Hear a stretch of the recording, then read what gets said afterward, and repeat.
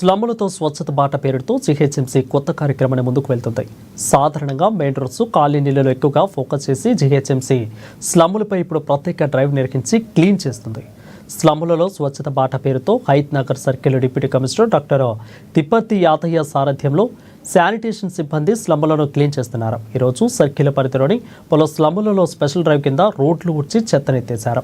పెరిగిన పిచ్చి మొక్కలను తొలగించారు. చెత్తను స్వచ్ఛ ఆటోలకు మాత్రమే వేయాలని, బహిరంగ ప్రదేశాలలో వేయవద్దని అవగాహన కల్పించారు.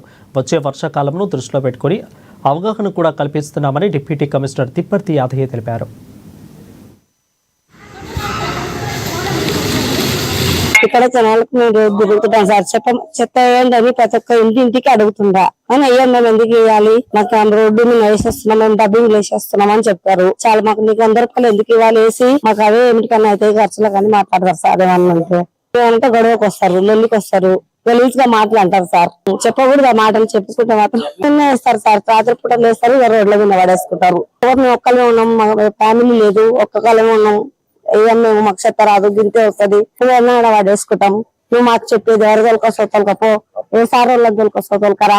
బస్తీలలోనే ఎక్కువగా ఈ నీళ్లు నిలవడం గానీ, లేకపోతే చెట్లు పిచ్చి మొక్కలు మొలవడము, వాటన్నిటి వల్ల అంటురోగాలు ప్రబలే అవకాశం ఉంది. కాబట్టి వాటిని నివారించడం కొరకు ఈ స్పెషల్ డ్రైవ్ కార్యక్రమాన్ని నిర్వహించడం జరుగుతుంది.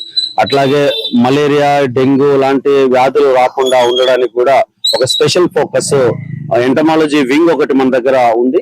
ఎంటమాలజీ వింగ్ నుండి కూడా ఇల్లు తిరిగి సర్వే చేసి వాళ్ళ వాటర్ సంపులలో లార్వాలు పెరగకుండా నిరోధించడానికి మరి లిక్విడ్ వేయడం జరుగుతుంది. అట్లాగనే సాయంత్రం పూట కూడా ఫాగింగ్ మనం నిర్వహించడం జరుగుతుంది. ఫాగింగ్ వల్ల కూడా దోమలు వాటిని నిర్మూలించడానికి ఒక పెద్ద ఎత్తున కార్యక్రమాలు నిరంతరము చేస్తున్నాం. ఈ కార్యక్రమాలను ఇది జిహెచ్ఎంసీ ఆధ్వర్యంలో ఇది ఎవ్రీ